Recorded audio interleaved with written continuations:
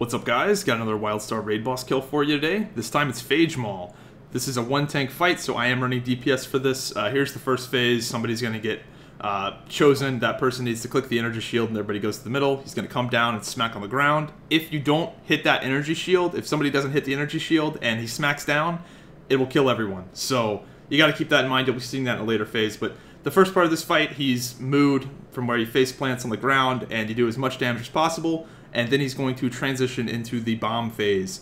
This is the fight. The whole fight is the bomb phase. If you can do this, it's pretty easy. Other than the engineer and the healers have to survive the stuff, the flowers and that stuff. But for the most part, this is the fight. So there's two bomb groups. We have one bomb group that gets all the stuff to the right and one bomb group that gets all the stuff to the left.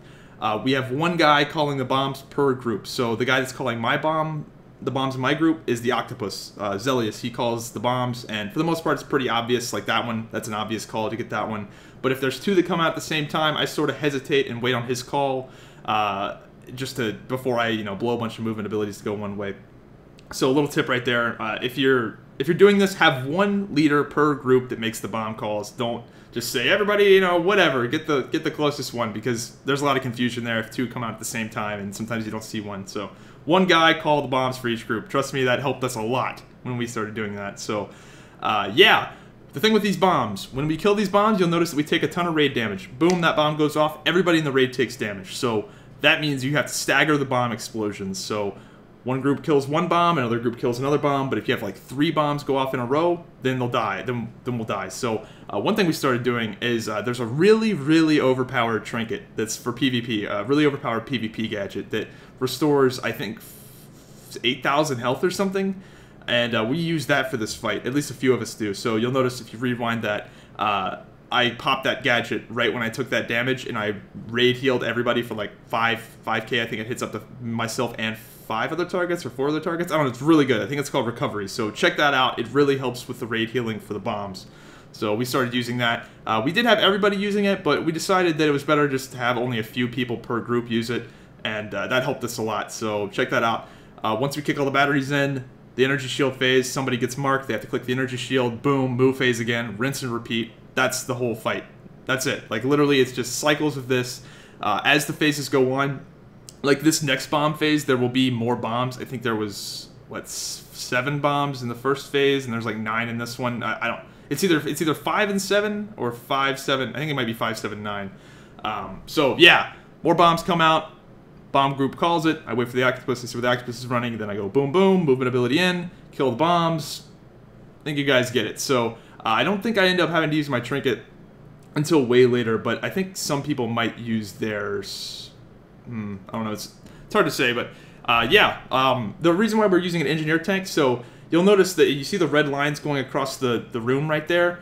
That is because of the engineer tank. If I was tanking it, those lines would be spinning even faster just because I'm closer to the boss. But since the engineer is farther away, he can make the distance between those lines much smaller than any other tank would. So engineer tanks, I think everybody right now in the game that's killed this has done it with an engineer tank.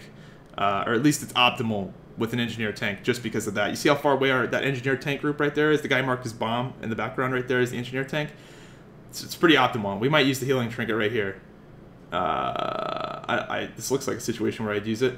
No, I guess I didn't use it. I think I might use it right here, though. You'll see. No, I didn't use it. So I saved it right there because we lived and we were getting ready to stack up. So once you kill all the bombs, we leave like I think 3 bombs up, and then we do defense grids, and he goes up in the air. And when he goes up into the air like that, all the bombs explode. So you have to get everybody healed up, everybody stacked up just to get healed, defense grid, and hopefully you live through it. Now, once you've gotten to this fight, once you've gotten to this part in the fight, you've pretty much won.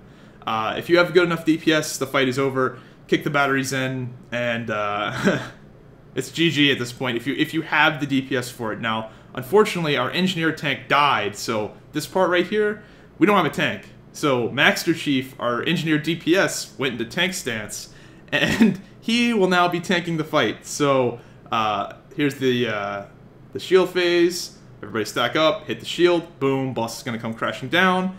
Moo. Now this is where everybody goes fucking ham. So now everybody except one spell slinger is gonna stay on the boss. And all that Spellslinger is doing is the Spellslinger is going to DPS the bombs down to where they blow up in a staggered way. So the bombs have health. So when the bomb comes out, it's got 100% health. And as it's on the ground, the fuse is its health bar. So you'll see right there, the bombs, if you just watch one of those bombs' health right there, you can see it's slowly going down. So the reason why we kill the bombs is so we don't instantly die when the guy goes up in the air. But since we're going to kill him in this phase, we just need one slinger to DPS the bombs down just a little bit. DPS one down to like 20%, the other one down to like 40%, 60%, 80%, just so they blow up in a way to where we can survive it. If they all blow up at the same time, we die. So none of the DPS except the Spellslinger is going to be hitting those bombs at all. We're just going to be tunneling into this boss.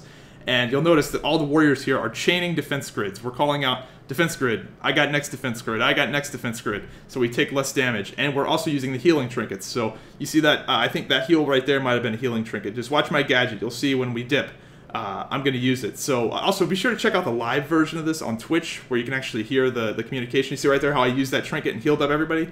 You might need to rewind it, but it's pretty powerful. So boom, down goes the boss, and look at that loot. Oh yeah, those gloves. I was pumped.